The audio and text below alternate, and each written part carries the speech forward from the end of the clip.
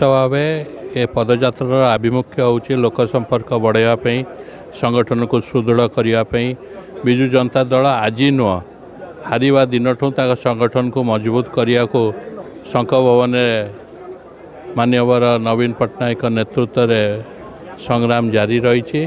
आगामी दिन में संग्राम जारी रहा निश्चिंत भाव आगामी दिन में ओडिशावासी तांकर मनरे परिवर्तन करेंगे मोर आशा। प्रति वर्ष भली वर्ष विजु जनता दलर पदयात्रा कार्यक्रम अक्टोबर 2 तारिख आरंभ आज होची एवं 2टी पर्यायर 30 तारिख पर्यंत ये कार्यक्रम चलो एवं प्रभात पुरुष विजु पट्टनायक समठार आरंभ करी आम नेता विकास पुरुष नवीन पट्टनायक आह्वान क्रमे सबु वर्ष ये कार्यक्रम हुए।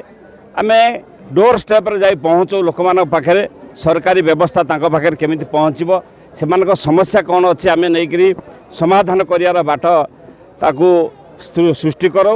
ये सब कार्यक्रम को नहीं विजु जनता दल सबुबले लोक मान सहित थिला आज भी अच्छी काली भी रहिबो।